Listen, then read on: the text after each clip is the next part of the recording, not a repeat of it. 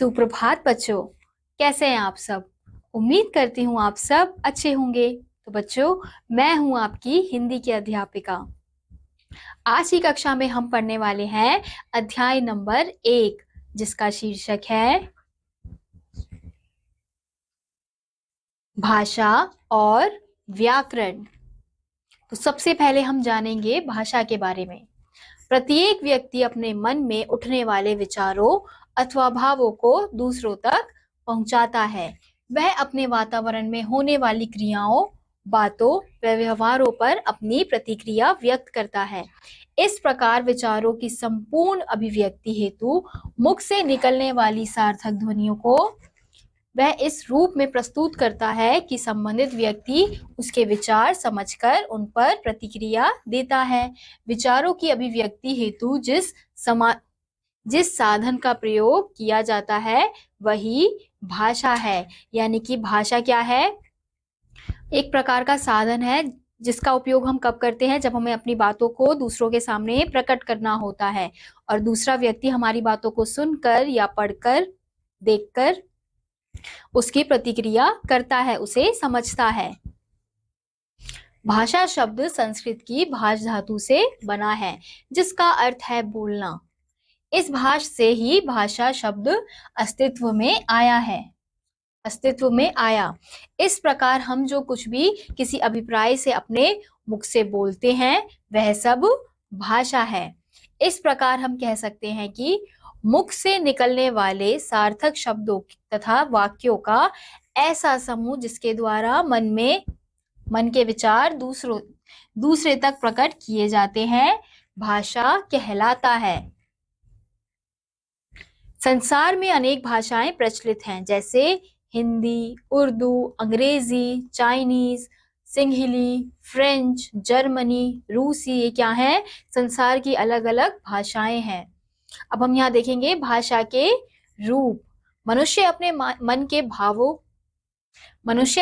के भाव दो प्रकार से प्रकट करता है, बोलकर और लिखकर। इस प्रकार भाषा के दो रूप माने जाते हैं, मौखिक या कथित भाषा, या फिर दूसरी है लिखित भाषा। तो सबसे पहले हम जानेंगे मौखिक भाषा के बारे में। जब हम मुख से बोलकर विचार प्रकट करते हैं तब भाषा का वह बोलचाल का रूप होता है। इसे मौखिक भाषा या कथित भाषा कहते हैं। आपस में बातचीत करना, फोन पर बातें करना, कहानी सुनना, सुनाना मौखिक भाषा के रूप है। यानी कि जो भी चीजें हम बोलकर प्रकट करते हैं, अपनी बातों को, अपने विचारों को अगर हम बोलकर प्रकट कर रहे हैं तो वो किस में आता है? मौखिक भाषा के रूप में आता है। जैसे अभी मैं आपको कैसे समझा रही हूँ? बोलकर समझा रही हूँ और आप लोग सुनकर समझ रहे हैं। तो ये क्या है? हमारा मौखिक भाषा का ही रूप है। अब क्या आप जानते हैं मनुष्य ने सर्वप्रथम भाषा का मौखिक रूप ही प्रयोग करना सीखा था। यानी कि मनुष्य ने सबसे पहले मौखिक भाषा का जो रूप है वही भाषा के रूप में सीखा था। पहले के समय में लिख के नहीं बात की जाती थी, केवल मौखिक रूप से ही बात की जाती थी। अब अगला है हमारा लिखित भाषा। मौखिक भाषा को जब हम लिखकर व्यक्त अथवा प्रकट करते हैं तब भाषा का यह लिखित रूप कहलाता है। लिखित भाषा में ध्वनियों के स्थान पर वर्णों या अक्षरों का प्रयोग किया जाता है। पत्र, लेख, पुस्तक, कहानी, समाचार पत्र, पत्रिकाओं आदि में भाषा के लिखित रूप का ही प्रयोग किया जाता है। यानी कि जब हम लिखकर अपनी बातों को प्रकट कर रहे हैं तो वो हमारा लिखित भाषा कहलाता है। अब इसमें क्या क्या उदाहरण हमें दिए गए हैं? किसी को पत्र लिखकर हम कैसे समझाते हैं? पत्र हम लिखकर दूसरों को समझाते हैं कि हम क्या कहना चाहते हैं।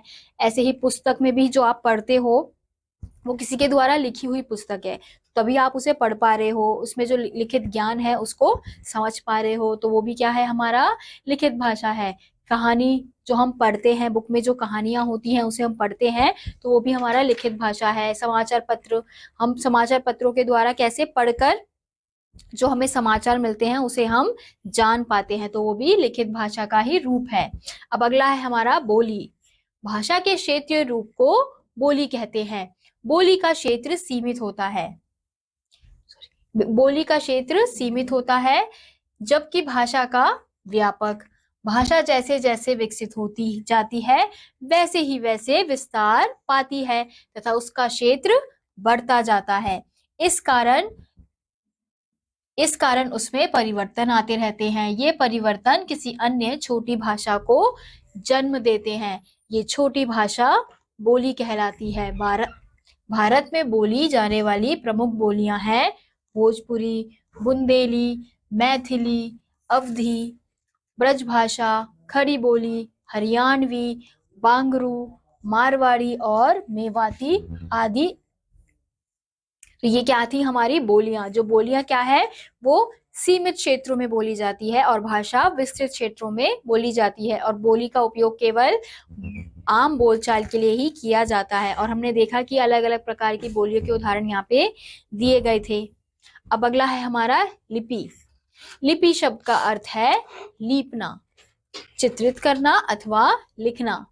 किसी भाषा को लिखकर प्रकट करने के लिए कुछ चिन्ह निश्चित किए जाते हैं। ये चिन्ह संबंधित भाषा के वर्ण कहलाते हैं। इन चिन्हों के समूह या वर्णों के लिखने की विधि लिपि कहलाती है। यानी कि जो भी भाषा हम बोलते हैं और उसे अगर हम लिखकर प्रकट कर रहे हैं तो लिखने के लिए हमें एक चिन्ह निर्धारित है। उस चिन्ह के द्वारा ही हम अपने लिखित भाषा का प्रयोग कर पाते हैं।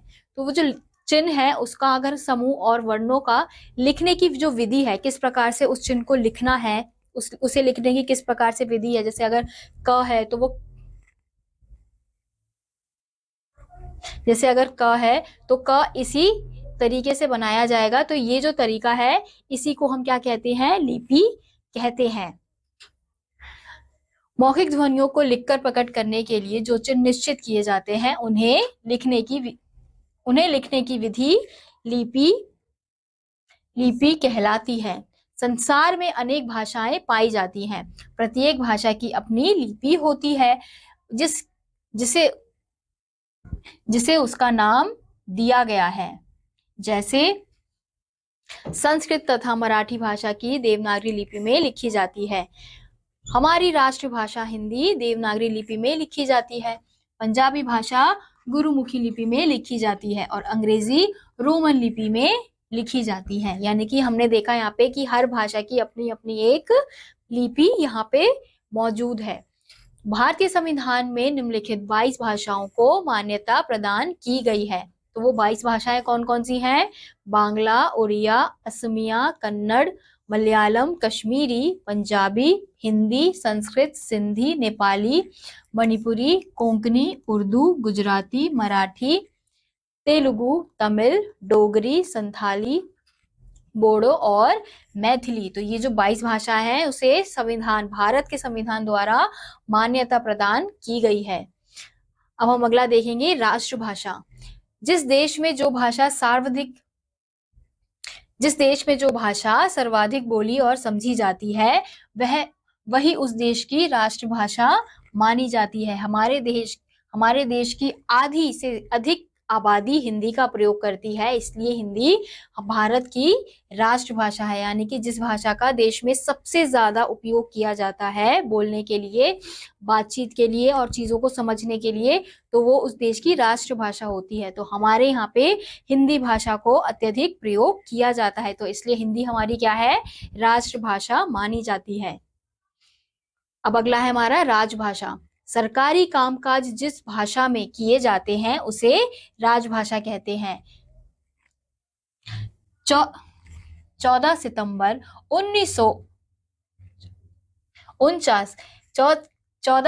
1949 को भारत सरकार ने हिंदी को राजभाषा घोषित किया था। तभी से हम 14 सितंबर को हिंदी दिवस के रूप में मनाते हैं। यानी कि राजभाषा कौन सी भाषा होती है? जिसमें सरकारी कामकाज किए जाते हैं, जिस भाषा में अधिकतर सरकारी कामकाज होते हैं। तो सरकार ने किसको राजभाषा घोषित किया है? हिंदी को हमारी राजभाषा घोषित किया है। कब किया था? 14 सितंबर 1949 को हमारी हिंदी राजभाषा घोषित हो गई थी। इसलिए हर साल 14 सितंबर को हिंदी दिवस मनाया जाता है। अब अगला है हमारा मातृभाषा। बच्चा जन्म लेने के बाद अपने परिवार में माता पिता भाई बहन आदि के संग रहकर जिस भाषा को सीखता है वह उसकी मातृभाषा कहलाती है। यानी कि जिन भाषाओं को हम अपने घर परिवार में रहकर सीखते हैं, जिस भाषा को हम सबसे पहले सीखते हैं, वही हमारी क्या होती है, मातृभाषा होती है। अब अगला है हमारा व्याकरण। सामान्यतः किसी भाषा की नियमावली को उसका व्याकरण कहते हैं। प्रत्येक भाषा के अपने नियम होते हैं। उनकी ध्वनियां, शब्द, पद तथा वाक्य रचना के नियम भी अलग होते हैं। किसी भाषा के सभी नियमों को एकत्रित करना, उन्हें पाठकों को समझाना तथा भाषा का मानक रूप स्थापित करना व्याकरण का कार्य है। प्रत्येक भाषा का अपना व्याकरण होता है। भाषा पहले बनती है और उसका व्याकरण बाद में बनता है। व्याकरण भाषा को निश्चित सीमा में बांधता है।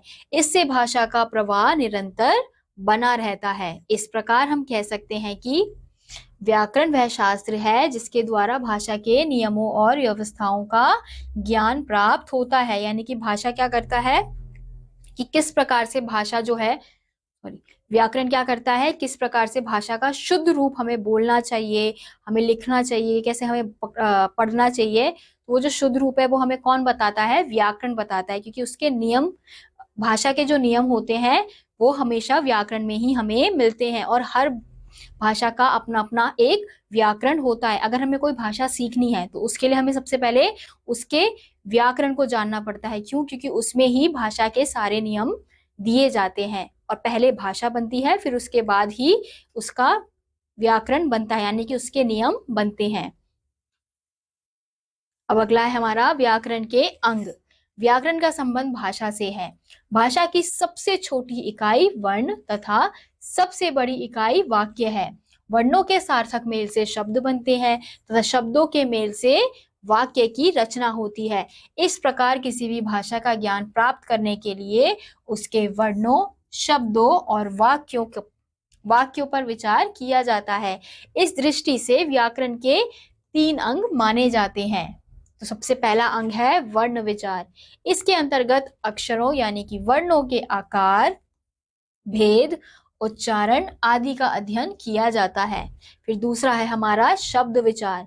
इसके अंतर्गत शब्दों के रूप, भेद, महत्व, उनकी उत्पत्ति और रचना आदि पर विचार किया जाता है। फिर तीसरा है हमारा वाक्य विचार। व्याकरण के इस अंग में वाक्य भेद, वाक्य रचना, वाक्य विश्लेषण तथा विराम चिन्ह आदि पर विचार किया जाता है। यानी कि अगर हमें किसी भी भाषा का व्याकरण जानना है तो हमें उसके इन 3 अंगों के बारे में जानकारी प्राप्त होनी चाहिए। पहला वर्ण विचार, फिर शब्द विचार, तीसरा है वाक्य विचार। अब अगला है हमारा भाषा और व्याकरण का संबंध। व्याकरण भाषा को निश्चित सीमा में बांधता है। समय के साथ साथ भाषा परिवर्तन को प्राप्त होती रहती है। व्याकरण इस परिवर्तन की समीक्षा करता है तथा इसके लिए नियमों की रचना करता है। व्याकरण भाषा की अशुद्धता दूर कर उसे नवीन, संवरा हुआ रूप प्रदान करता है। यानी कि व्याकरण के द्वारा ही हमें भाषा का शुद्ध रूप का ज्ञान होता है। तो इसी के साथ बच्चों आज का यह अध्याय यहीं समाप्त होता है। उम्मीद करती हूँ आपको यह अध्याय समझ आया होगा। मैं आपसे मिलूंगी अगली कक्षा में। तब तक के लिए नमस्कार।